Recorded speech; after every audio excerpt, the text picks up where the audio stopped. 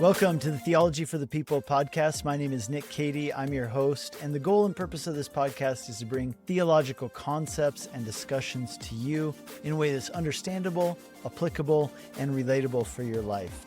This season, I've got some great guests already lined up. We're going to be looking at things like the Olivet Discourse. What did Jesus mean by those things that he said in Matthew 24 and 25? Some of the hardest to interpret passages in the entire Bible.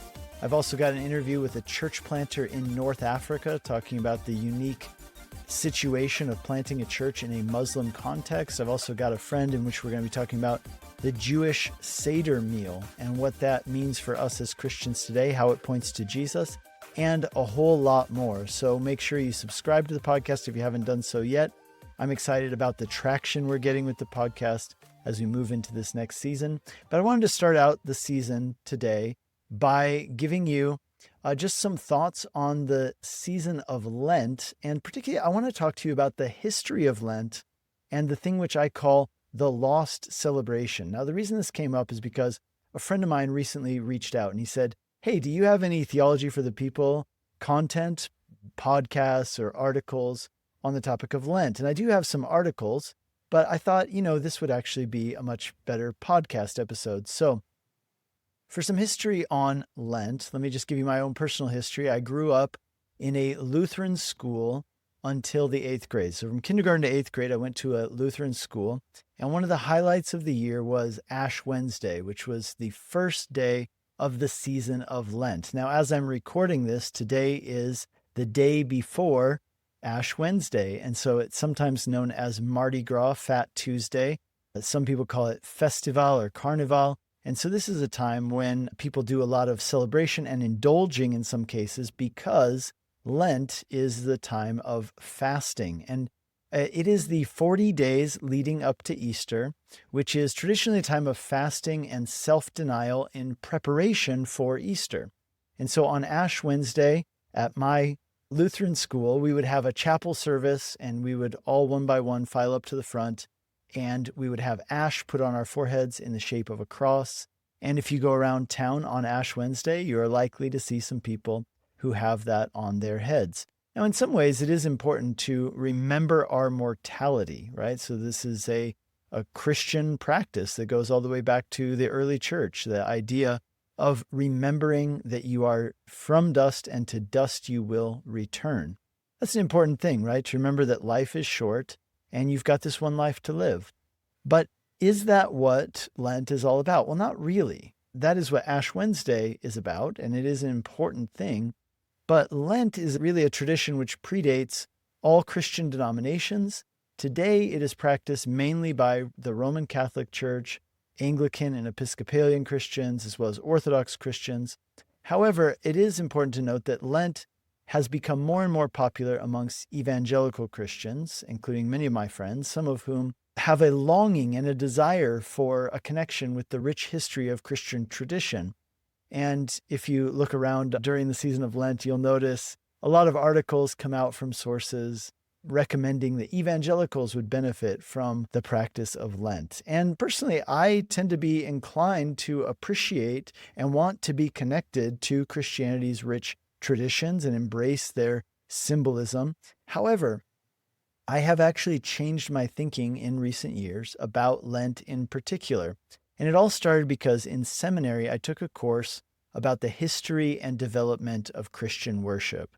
And here's what I discovered about the development of Lent, that in the earliest days of Christianity, in other words, the time recorded in the book of Acts, it's clear that new converts to Christianity first came to faith and then they were baptized. This is the topic that we call Christian initiation.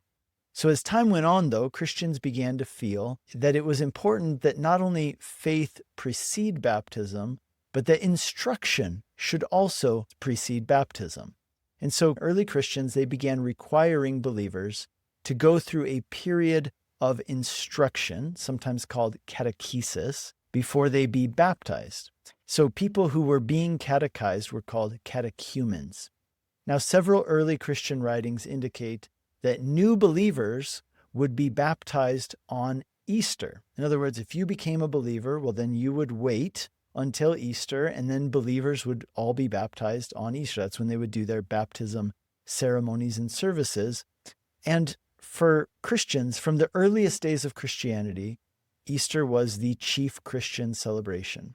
Now, there is actually a writing that mentions the baptism of new believers being practiced on Easter, and only on Easter, by the way.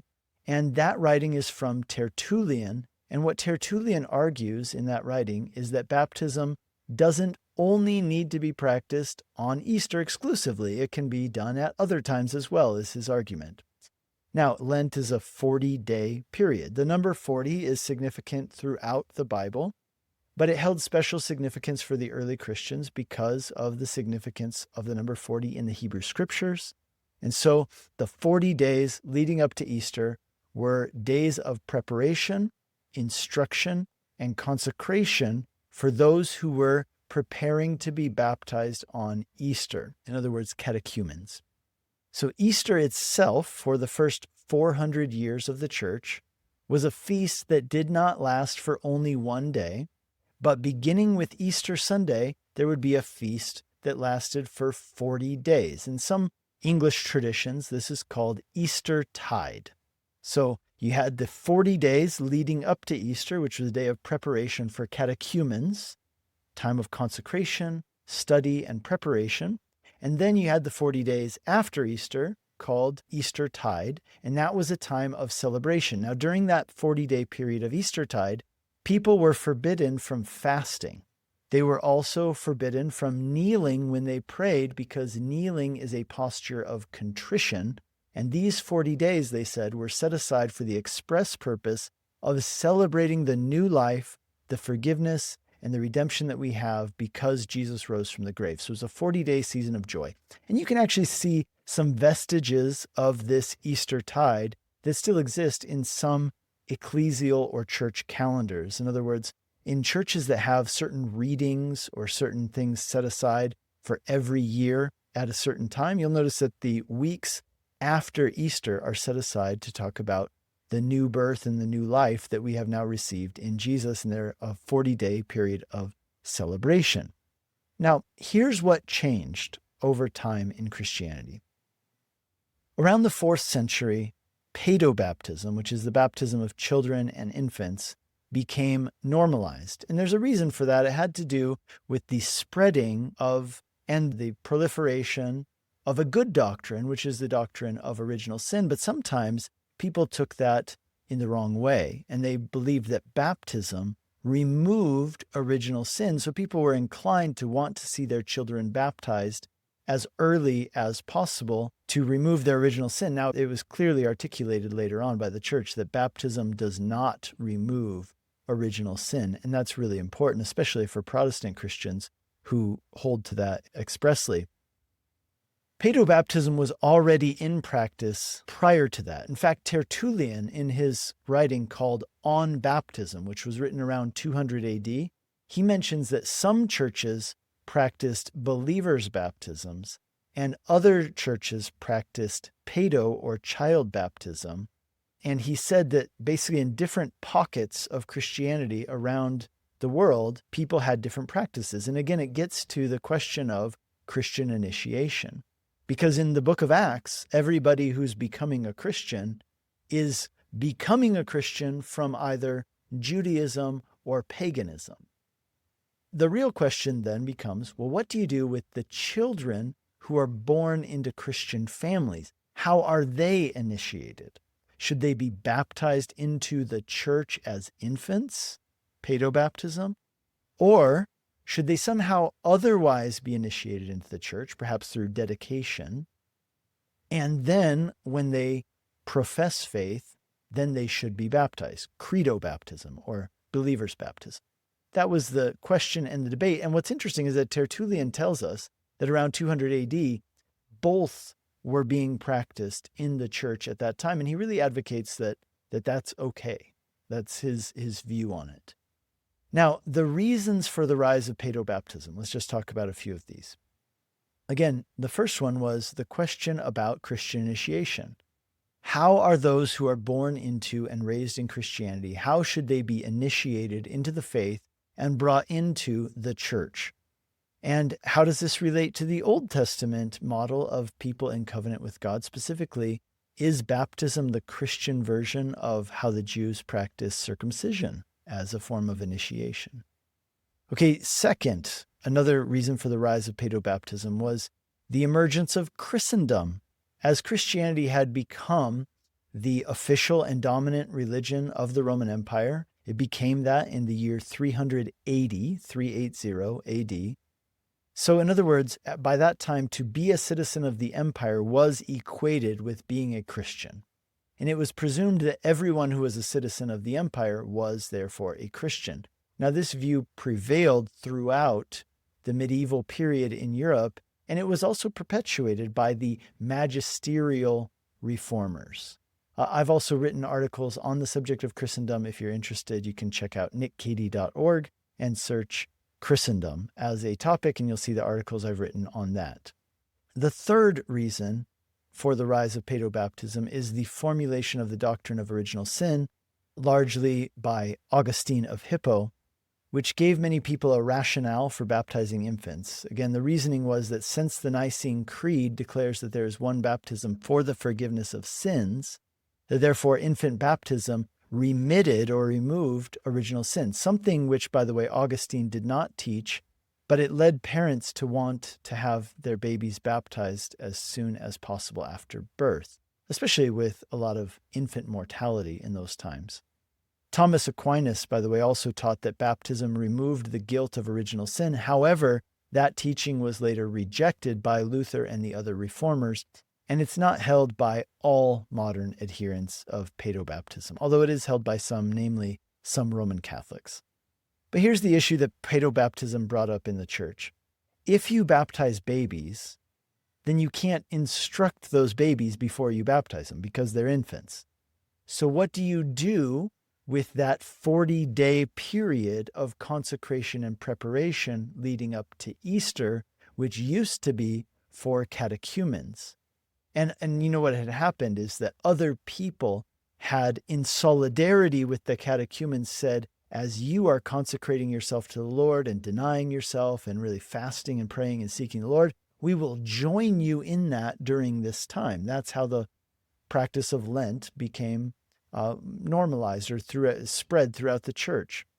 And so as the rise of infant baptism or paedobaptism began to happen, people wondered, what do you do with this 40-day period of consecration and preparation leading up to Easter?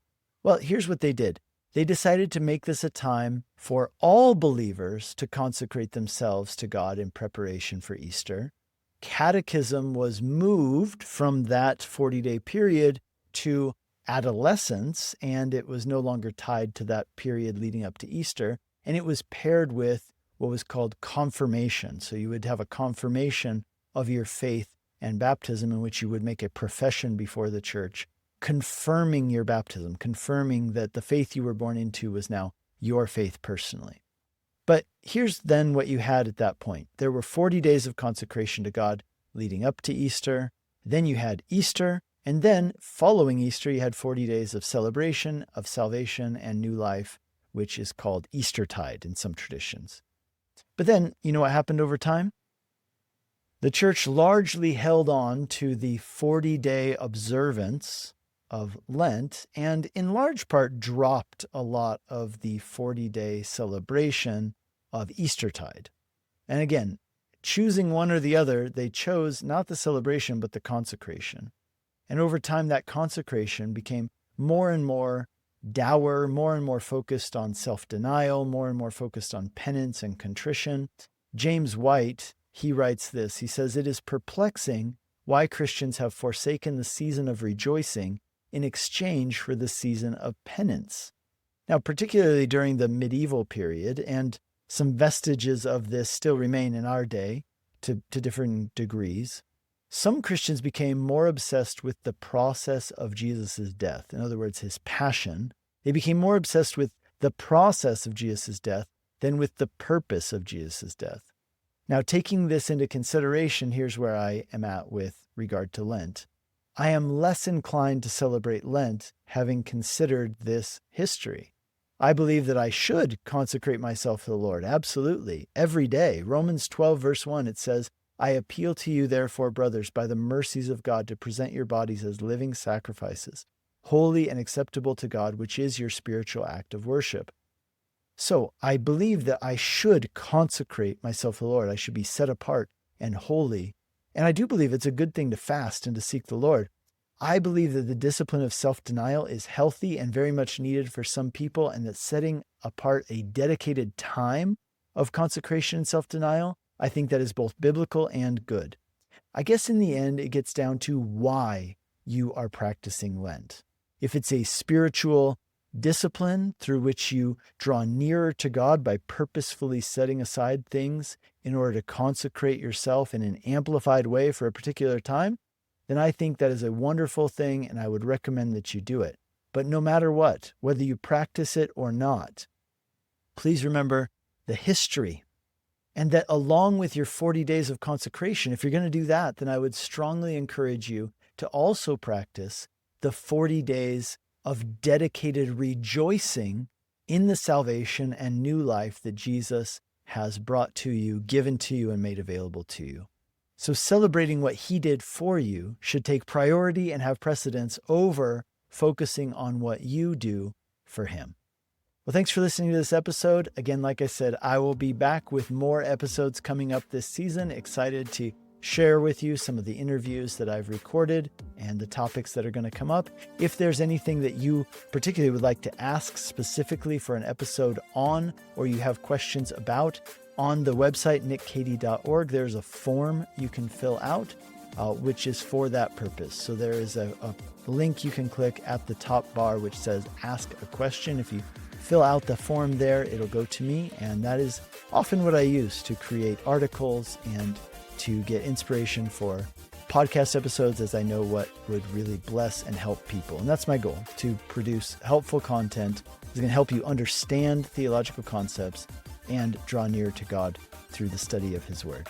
All right, God bless you, and thanks again for listening.